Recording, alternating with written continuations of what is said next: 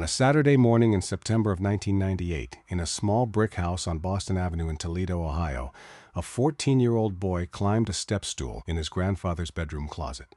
His grandfather had died 3 days earlier at the kitchen table in the middle of a glass of water.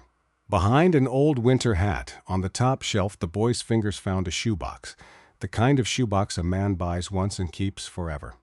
Inside, beneath 3 faded military ribbons wrapped in a scrap of oiled cloth, was a single spent brass casing, a .50 caliber machine gun round, blackened with age, almost the color of old iron. Someone, a very long time ago, had scratched 3 words into the base of the shell with the tip of a knife, in a very steady hand. The words were Ipo, May, 45. The boy did not know what it meant. His grandmother did not know. His father did not know. The only man on earth who could have told him, the quiet ironworker who used to fix his bicycle on Sunday afternoons, was already in the ground at Calvary Cemetery, 3 miles east. This is the story that man never told. It is the story of a machine, the infantryman, called a dragon. It is the story of a captain who threatened to hold him accountable for every American life the truck put at risk. It is the story of a boy from El Paso and a farm boy from Iowa and a private from a small town in Michigan whose name almost nobody remembers. And it is the story of a night in a valley on the island of Luzon in the last spring of the war when the dragon opened its mouth. We will call him Red. That was not, of course, his real name. Nowhere in the after-action reports of the 209th Anti-Aircraft Artillery Automatic Weapons Battalion is there a Sergeant Frank Kowalski listed as the gunner on the M16 that night. There are 3 other AAA battalions that supported the 43rd Infantry Division during the fight for Ipo Dam. There are hundreds of names in the muster rolls. Some of them are boys from Toledo. Some of them died in the mountains east of Manila. Most of them, like the men they served with, never told the families what they did there. So we will call him Red, because his story is the story of all of them. Because there really was a young sergeant, 22 years old, from an assembly line town in the American Midwest, sitting in the bucket seat of an M16 half-track on a rainy night in the Sierra Madre foothills in May of 1945. There were dozens of him, maybe more. This is what happened to one of them. The rain fell that night, the way it only falls in the Philippines. Warm, heavy, endless. It drummed on the canvas tarps of the supply convoy. It drummed on the steel hoods of the deuce-and-a-half trucks. It drummed on the helmet of a young sergeant who had not slept in 31 hours, and who was staring into a wall of black jungle that stared right back at him. Beneath him crouched 12 tons of olive-drab machinery. The Army called it the M16 multiple gun motor carriage. Truck wheels in front, tank treads in the back, and bolted to its open cargo bed, a nightmare of black steel and copper wire that looked like a mechanical spider frozen mid-strike. 4 Browning .50 caliber machine guns, paired 2 by 2, jutting out from an armored gunner's seat like the folded wings of some enormous prehistoric bird. The Army called the whole assembly the M45 quad mount. Red called it his rig. The infantrymen of the 43rd Infantry Division, huddled in the mud around him, called it the Dragon Wagon. They did not mean it as a compliment. By May of 1945, the 209th was one of several AAA battalions still fighting in the Pacific. It had landed at Lingayen Gulf in January. Battery A had been photographed on the streets of Manila on the 5th of February. For 4 months, the guns had pointed at empty sky. Their crews had rusted quietly in the heat. The Japanese Air Force in the Philippines, by May of 1945, no longer existed. That was, in a strange and cruel way, Red's biggest problem, because Red was an anti-aircraft gunner, and there were no aircraft left to shoot. Then, at the end of April, the orders came down from 6th Army headquarters. General Douglas MacArthur wanted Ipo Dam. He wanted it soon. Ipo Dam was a concrete gravity structure in the Sierra Madre foothills, 35 miles northeast of Manila. It supplied drinking water to 2 million people in the ruined capital. And in the middle of April, a Japanese officer named Yokoyama, Lieutenant General Shizuo Yokoyama, commanding what the Americans called the Shimbu Group, had ordered the sluice gates closed. Manila began to die of thirst. The infantry divisions pushing east toward the dam were bleeding. The 43rd Infantry Division, a National Guard outfit from Connecticut and Rhode Island and Vermont and Maine, under Major General Leonard F.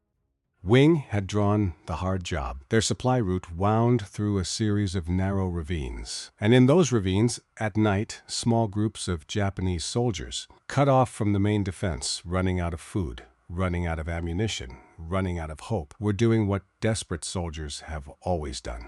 They were coming out of the dark to kill the men who fed the American advance.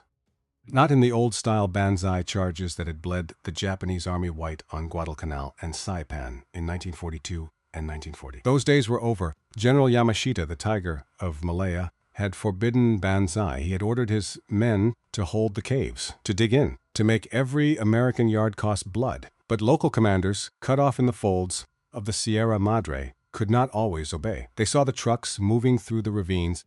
They saw the water going to Manila, and they made their own decisions. Small, disciplined night raids, ambushes on the mud. The infantry could handle a firefight. They could not handle losing 3 trucks a night. So someone in the rear echelon, looking at the M16 half-tracks of the 209th and the 198th and the other AAA battalions sitting idle on the Manila docks, had an idea. Send them forward. Bolt them into the convoys. Let the 50 calibers earn their keep on the ground, since there was nothing left to shoot in the sky. That was how Red, a former assembly line mechanic at the Willys Overland plant in Toledo, the plant that had built the Jeeps that had won this war, ended up parked in 6 inches of mud in a valley called Ipo, watching a jungle he could not see and waiting for men he could not hear. He was not alone. In the driver's seat, half slumped against the door frame, sat a corporal we will call Brennan, 26 years old. From a corn farm outside Cedar Rapids, Iowa, a big, slow-talking man with hands like catcher's mitts and a permanent squint. Brennan had been the one who taught Red how to double-clutch the white engine without stripping the gears. He did not talk much. When he did, people listened. And behind Red, curled against the ammunition rack with a canvas poncho pulled up to his ears, was a private first class we will call Ochoa, 19 years old. Born in El Paso, Texas, the son of a railroad mechanic. Ochoa's mother ran a small taqueria 3 blocks from the yards. Sometimes at night, when he could not sleep, Ochoa would think about the smell of his mother's kitchen. Corn masa, green chile, coffee. Ochoa talked enough for all 3 of them. He made jokes when the jokes were not funny. He whistled when whistling was a bad idea. It was Red had come to understand how the boy kept his hands from shaking. 3 men, 1 truck, 4 guns, 5,000 rounds in the reserve chest, and a whole valley of jungle out there, breathing. The infantry captain came walking up the line of trucks a little after 11 at night. He did not walk quickly. His boots made a slow, sucking sound in the mud. His shoulders were hunched under the weight of a rain-heavy poncho. We will call him Captain Holloway. He commanded a rifle company of the 169th Infantry Regiment. He had fought on New Georgia in the summer of 1943, in the terrible bush fighting around Munda Airfield. He had been on Luzon since January. He was, by any measure, a tired man. Holloway had opinions about the M16 half-track.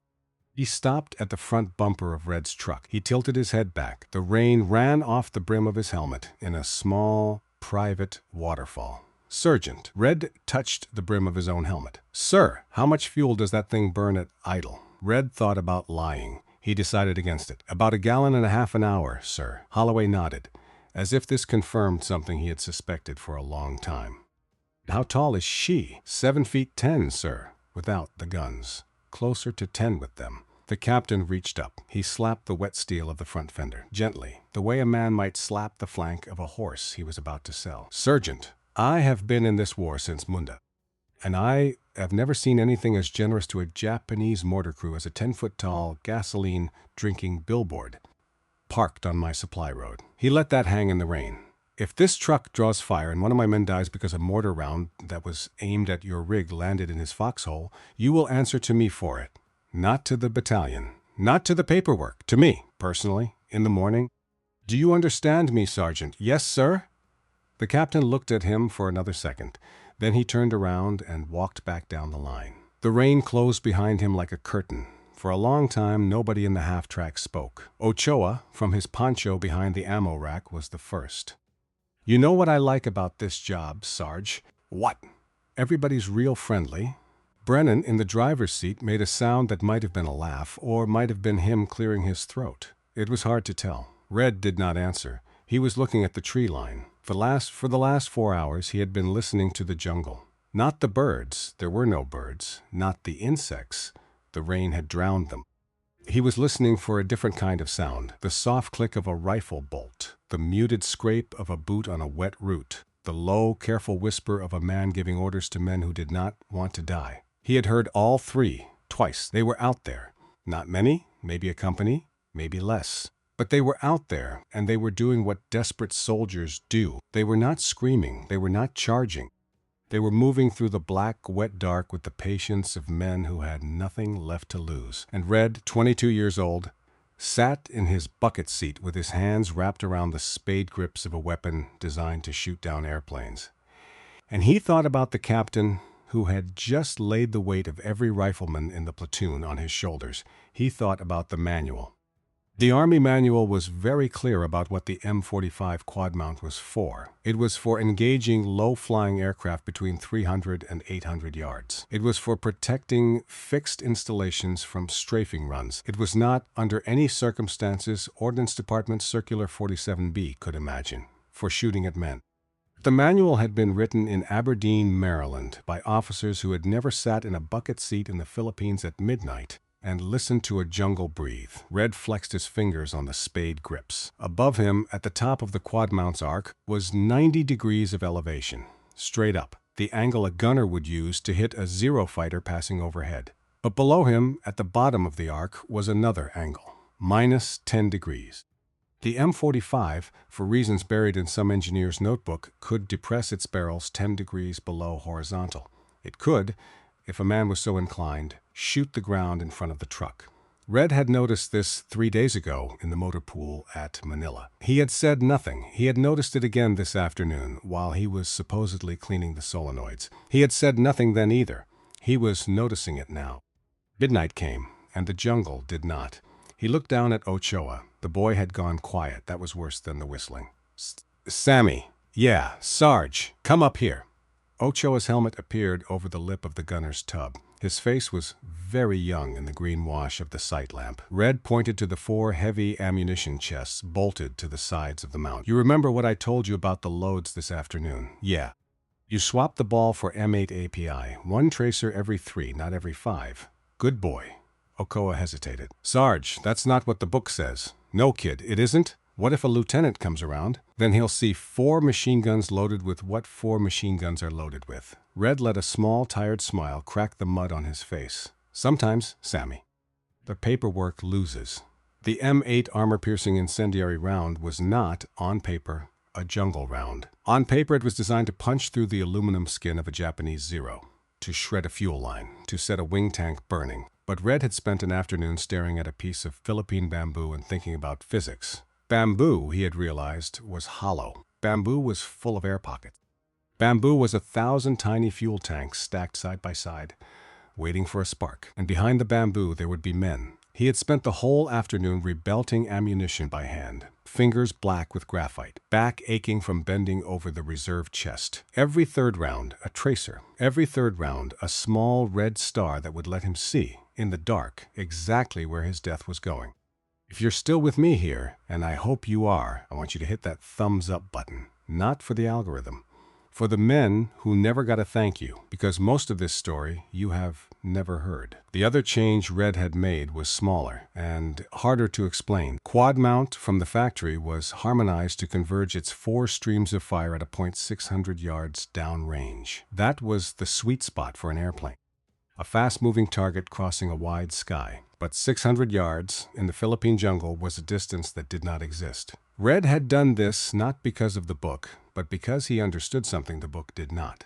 In the jungles of Luzon, the factory's 600 yards was meaningless. Fighting here happened at 50 yards, 100, maybe 200 on a good day. If the 4 streams did not meet inside that range, they were 4 separate weapons pretending to be one. So he had crawled under the mount with a wrench at 3 in the afternoon, while Brennan smoked and pretended not to watch, and he had loosened the mounting bolts on each of the 4 guns. He had cranked them inward, one at a time, until their bores all pointed at a paint can. He had set out at exactly 150 yards. He had not told Captain Holloway about the paint can. The captain, Red suspected, would not have appreciated it. Behind him, Brennan spoke for the first time in 20 minutes. "Red, left tree line. 10 o'clock, halfway up." Red did not turn his head. He kept his eyes on the front of the truck. His peripheral vision found the spot Brennan meant. It took him a long, cold second to understand what he was seeing. A dull glow. The size of a cigarette ember, higher than a man's head, and then 5 feet away from it, a second one. 2 men.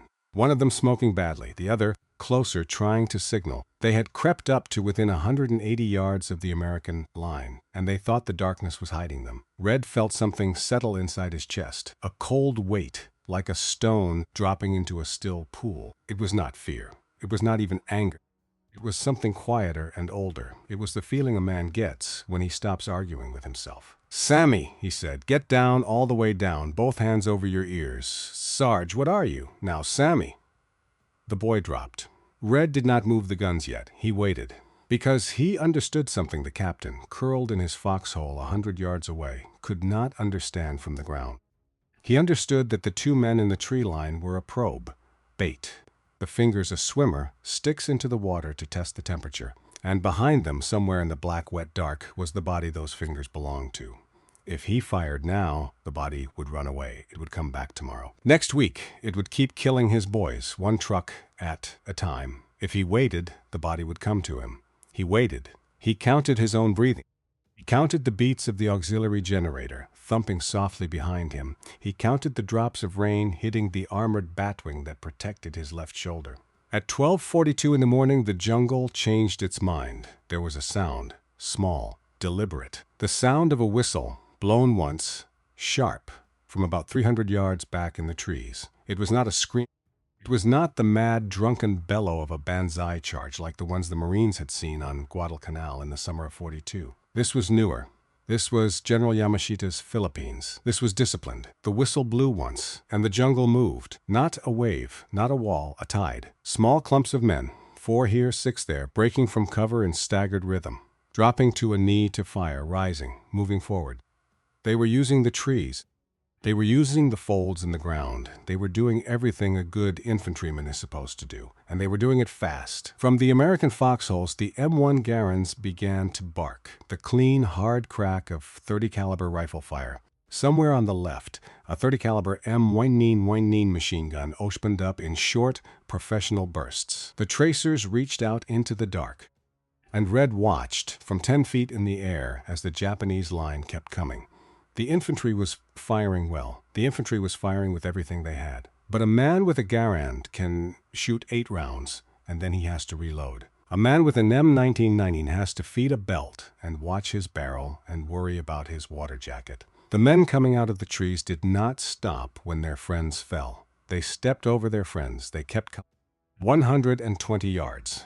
The Japanese heavy machine gun opened up from the tree line, a Type 92, the one the Americans called the woodpecker, for the strange, hollow tock-tock-tock of its fire. It was well hidden behind a bamboo thicket. It began to walk its rounds along the line of American foxholes with the slow, patient precision of a farmer sowing seed. Red heard a scream from the ground. Somebody, somewhere, had just stopped being a soldier and become a wound. He put his thumbs on the triggers. He did not press them, not yet, because he was reading the tracers of the woodpecker. He understood that the woodpecker was not the killer here. The killers were the men behind it, moving up under its cover. Red's reflex sight was a small square of glass with a glowing red ring floating in it. He had seen that ring 1,000 times in training. Over the silhouettes of Zeros, over Val's, over Betty's. He had never expected to see what he was seeing now. He was seeing a man's face. Red pushed the yoke forward and to the left. The electric motor whined its high, clean whine. The 4 barrels dipped and swung as if they weighed nothing at all. He set the red ring on the base of the bamboo thicket where the woodpecker was hiding. He clamped down on the butterfly triggers. Nothing that Red had ever heard prepared him for what came out of those 4 guns. It was not a sound, it was a physical event. At 500 rounds per minute per barrel, 4 M2 Brownings firing at once put roughly 33 rounds of ammunition into the air every second. 50 caliber ammunition. Each round the size of a Sharpie marker. The combined muzzle blast slammed into Ochoa's chest at the bottom of the tub like a wave breaking. The rain, for a distance of 10 feet in front of the barrels, blew sideways in a horizontal sheet. 90 yards away, the bamboo thicket did not fall down. It ceased to exist. The four streams of tracer, converging at Red's set point of 150 yards, arrived at the thicket already tight, already meeting, and they smashed into the bamboo like a solid bar of white fire. The armor-piercing cores of the M8 rounds went through the bamboo, through the packed earth berm behind it, through the logs the Japanese had used to build their machine gun nest. The incendiary tips did what incendiary tips do. The bamboo caught, the logs caught. Red held the triggers down for 3 full seconds. When he released them, the woodpecker was silent. Ochoa's voice came from the bottom of the tub, very quiet, very odd. Madre de Dios. Red did not answer. He was already turning the turret, because that was when the whistle blew again, from farther back in the trees. This time it did not blow once. It blew 3 times, sharp and quick. The way a man blows a whistle when he has just watched his lead element disappear, and he is telling his heavy weapons to shift target. The Japanese now knew where the M16 was, and the M16 was, as of this moment, the most important target in the sector. 200 yards back, deeper in the trees, someone lit a match, not to smoke, to sight. A Japanese officer checking a range card. The match went out almost instantly. But Red had seen the low black shape crouched beside it, a Type 92 battalion gun, a short, ugly 70mm howitzer, small enough for 6 men to drag through the jungle mud. And it was already loaded. Red opened his mouth to shout a warning to Ochoa. The gun fired first. The muzzle flash was a brief yellow flower. Then the shell was in the air. Then it was on top of them. It did not hit the truck. It hit the ground 5 yards to the left of the front bumper. The world became noise and mud, and the singing, whistling pieces of hot metal moving in every direction at once. The half-track rocked on its springs. The armored batwing on Red's left side rang like a struck bell. Something small and hard tore a groove across the shoulder plate a 1/4 inch from his ear. He felt it the way you feel a bee pass close to your face. He was already turning. He was already opening his mouth to say Sammy. When Sammy screamed, the quad-mount's tub was open on top. It had to be. A gunner tracking an aircraft needs to see the whole sky. The armor around the gunner's seat protected Red from anything coming at him horizontally. It did not protect him from anything coming down. The shrapnel that had missed Red's ear had not missed Ochoa. The boy was on the floor of the tub, curled in the drift of spent brass. His poncho was dark with something that was not rain. A ragged piece of iron the size of a man's thumb had come down over the rim of the tub and taken him in the meat of the right shoulder and the side of the neck. Brennan was already moving. He came out of the driver's seat like a man 20 years younger, up the side of the truck, into the tub. He shoved his big farm boy hands into the wound at Ochoa's neck without hesitating. He pressed, hard. Red, keep shooting. Brennan, Red, keep shooting. Red kept shooting. He turned the turret through 120 degrees in less than 2 seconds. The electric motor screamed its high, thin scream. He set the red ring on the place where the yellow flower had bloomed. He could not see the gun. He did not need to. He knew what a howitzer crew looked like around a howitzer. He did not fire a burst. He fired a stream. Roughly 160 rounds of M8 armor-piercing incendiary. Walked back and forth across a spot the size of a small living room. He saw the tracers punch into the trees. Then he saw the flash he had been hoping for. The camouflaged ammunition dump at the rear of the Japanese gun position caught fire. The powder charges cooked off. A greasy orange fireball climbed the wet trees and hung there for a moment before the rain beat it back down. The Type 92 was silent. Red held the fire for another 2 seconds, sweeping the guns left and right through the burning trees. Because he had learned in 3 years of soldiering that a man who thinks a battle is over is a man who has stopped fighting 1 second too early. Then he released the triggers, and the silence came back like a slap. Below him, Brennan was still pressing on Ochoa's neck. He's alive? He's still breathing. But we don't have all this is going. Keep him breathing, Brennan. Give me 20 minutes. The battle had reached its middle, and now, somewhere out in the black, a Japanese company commander who had lost half his supporting fire in 90 seconds was making a decision. The whistle came again. Long this time, a single long, keening blast that cut through the rain, and out of the trees the main body came. Not one line, 3. They came out of the jungle in a rough V, converging on the truck, moving fast, moving low. In the flickering light of the burning tree line behind them, Red could see faces. Very young faces, very old faces. The faces of men who had been in the mountains too long and had eaten too little and had been told by officers they trusted that dying tonight in this valley was the only thing left in the world that mattered. 70 yards. The American infantry opened up along the entire line. Every Garand, every M99, every carbine, every Thompson. The noise was continuous now. Men fell. And still the line came. 60 yards. Red set his thumbs on the butterfly triggers. Brennan, he's still breathing. Get down. Cover him. Red, don't burn the barrels. I know. He looked one last time at the reflex sight. The red ring floated in the middle of a running man's chest at 55 yards, and Red was very sorry in a small, cold, professional way about what was about to happen. He pressed the triggers.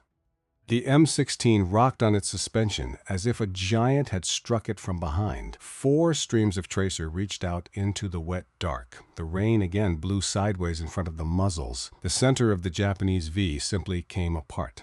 There is no cleaner way to say it, and Red would never, for the rest of his long life, find a way to say it that felt honest. He would sit in his kitchen in Toledo, Ohio, 48 years later, watching his grandchildren eat pancakes, and he would remember the way the running men had folded in on themselves at 55 yards. And he would not be able to eat his own breakfast, and his wife would ask him if he was all right, and he would say yes. He would always say yes. He walked the guns, left, then right. The electric motor sang its high, terrible song. The turret spun. He caught the left prong of the V as it tried to use the ravine. He depressed the barrels the last few degrees. He fired into the ravine. The tracers ricocheted off the wet rocks. He swung right. The right prong was still on its feet, still coming, and the M16's fire hammered into them at 40 yards. From the American foxholes on either side, the riflemen kept shooting too. It was not one weapon that broke the assault. It was the M16 and the Garands and the M1919s and the mortars from the rear, all working at the same time on the same 300 square yards of jungle. But the M16 was the anchor. Everyone in the line understood that. Everyone in the line was looking at the tracers of the 450 calibers, and everyone in the line was firing where the tracers pointed. In a fight in the dark, that was worth more than any single weapon. The barrels were glowing, not warm, glowing, a deep sullen red at the muzzles. The color of a stove burner turned all the way up. Red could feel the heat radiating off them. He knew what the color meant. He knew that if he did not stop, the barrels would warp and the guns would seize. But he could not stop because they were still coming. Not the front rank anymore, the reserves. Red was down to the last third of his belts. He shouted. He did not know he was shouting until he heard his own voice. Ammo. I need ammo. That was when the miracle happened. From the American foxhole line, 3 men rose up. They rose up out of the mud in the middle of a Japanese infantry attack, and they ran toward the M16 half-track. They did not run away from it. They did not shelter behind it. They ran to it. Red saw them come. He recognized 2 of them. They were the same 2 riflemen who had spent yesterday afternoon leaning against the truck's front tire and telling loud, elaborate jokes about the size of the Dragon wagon. The 3rd man he did not know. A tall private with a Thompson submachine gun and a boy's face. They came up the side of the truck. They knew where the reserve chests were because every man on this convoy had been briefed on where every heavy weapons ammunition was stored, and every man had in his private and unspoken heart known that a moment like this might come. They popped the latches on the empty chests. They pulled them free. They ran to the back of the truck. They came back with fresh chests. They slammed the chests into the mounts. They yanked the linked belts through the feed trays. Red racked the charging handles. The tall private with the Thompson stayed on the running board for a second longer than the others. He looked up into Red's face. Rain was running off his helmet in a small silver stream. You keep shooting, Sarge. I will. You keep shooting. Then he was gone, back down into the mud. We will call him Peterson. He was a rifleman in Charlie Company. He was 20 years old. He was from a small town in Michigan. Red would look up his name later, and he would write to Peterson's mother in 1946, and he would never know for sure whether the letter had helped or hurt. Peterson made it 8 steps back toward the foxhole line. Red heard the shot. Not the shot that killed Peterson, the shot that came a second later when Peterson was already down. He turned the turret.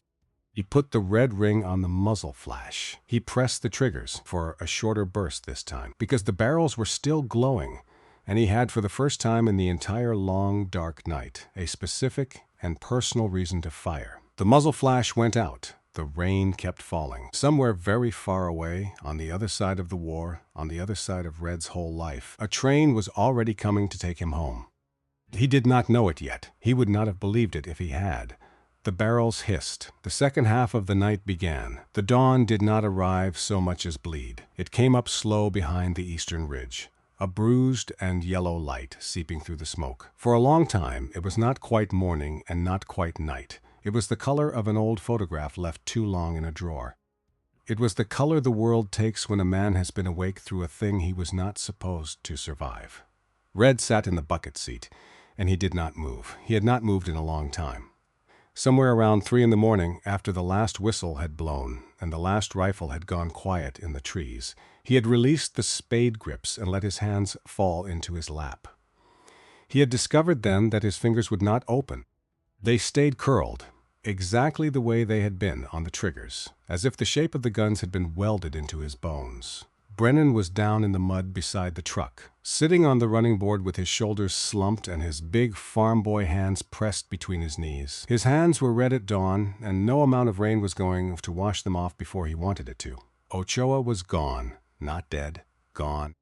The medics had come at 4:15 in the morning, 4 of them, with a stretcher, because Brennan would not let go of the boy's neck until they showed him where they were going to put their own hands. Then Brennan had let go. Ochoa had gone down the side of the half-track feet first. Brennan had climbed down after him, and Brennan had stood in the mud and watched the stretcher disappear into the aid station tent and had not said one word.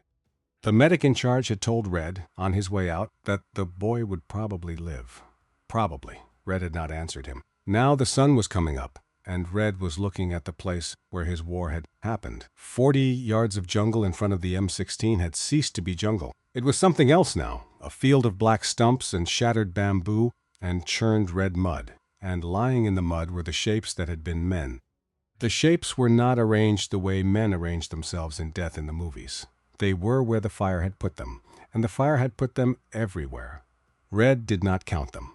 Graves' detail would move through the field later that morning. Their after-action report, when it was eventually filed, would not credit a single vehicle. It would credit the combined arms of the position, the files, the machine guns, the mortars, the M16.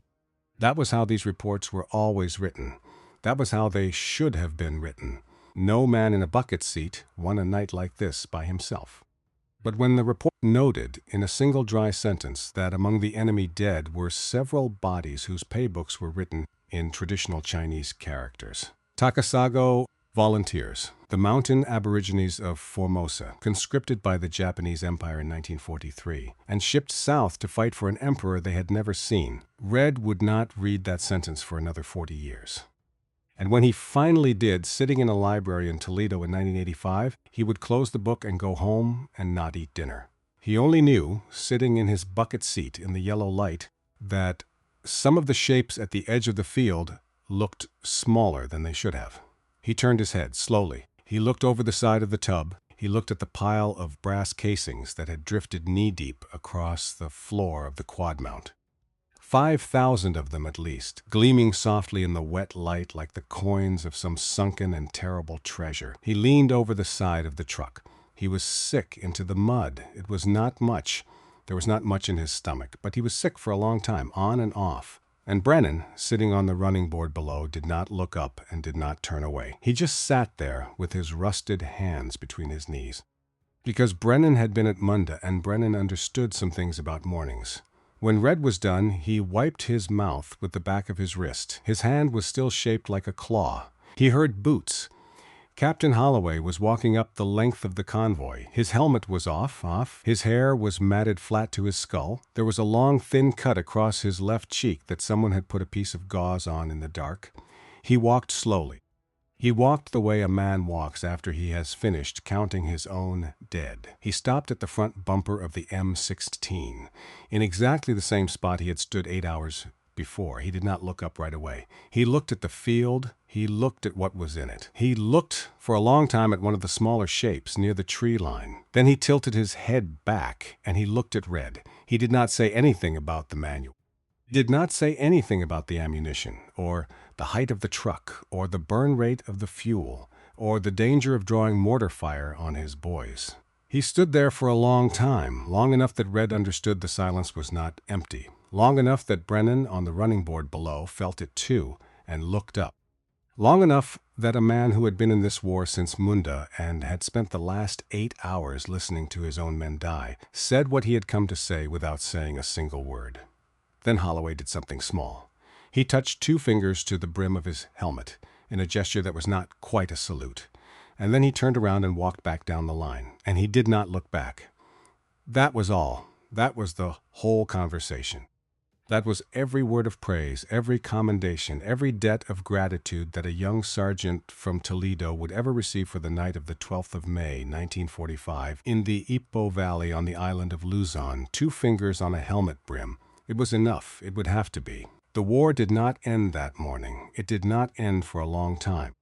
The 209th Anti-Aircraft Artillery Battalion, along with the 198th and other AAA units, stayed on Luzon for another 4 months. Ipo Dam itself fell to the 43rd Infantry Division on the 17th of May, 1945, after 2 weeks of hard fighting that included 50,000 gallons of napalm dropped from 5th Air Force fighter bombers on the 16th. The water flowed back to Manila. The Shimbu group melted into the mountains. General Yamashita, the Tiger of Malaya, retreated deeper into the Sierra Madre with the last of his men. He surrendered at Kiangan on the 2nd of September, 1945. He was tried by an American military commission in Manila from October to December of that year.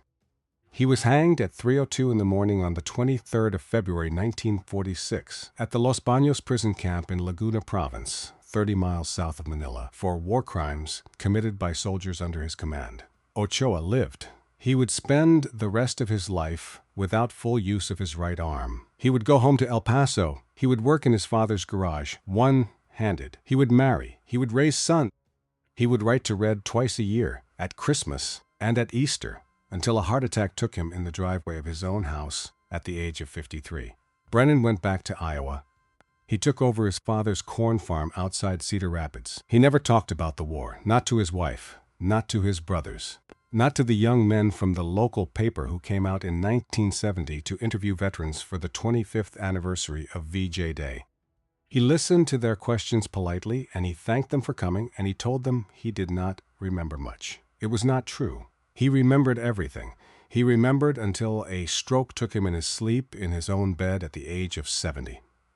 His wife found him in the morning with his big farm boy hands folded on his chest. Captain Holloway made major in 1946. He rejoined for Korea in 1950. He commanded a rifle battalion of the U.S. Army's 7th Infantry Division at the Chosin Reservoir in November and December of that year. It was on the eastern shore of the reservoir, in the terrible cold, that Holloway heard from a foxhole 100 yards away the sound of 450 caliber Brownings firing at once. It was a platoon from Battery D, 15th Anti-Aircraft Artillery Battalion, attached to the doomed Task Force Faith. Their M16 half-tracks and M19 tracked mounts held off Chinese infantry attacks at close range for 3 straight nights before the survivors broke out south. Holloway knew what he was hearing. He knew what M16 half-tracks sounded like when they spoke, and he did not sleep well for a week afterward. He retired as a lieutenant colonel in 1968. He died in Connecticut in 1994 at the age of 83. His obituary mentioned Munda. It mentioned Chosin. It did not mention a night in a Philippine valley when he had stood at the front bumper of a half-track and said everything he needed to say without a single word. Some stories a man keeps. The meat chopper itself did not stop. The M16 half-track that Red had ridden that night was refit and reissued and passed through half a dozen units before the war ended.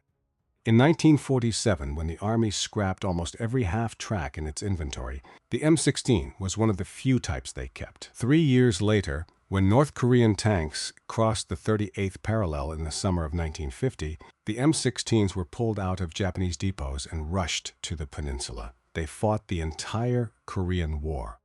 They stopped Chinese human wave attacks at Chipyongni and at Heartbreak Ridge, and at a dozen other places whose names have been forgotten by everyone except the men who were there.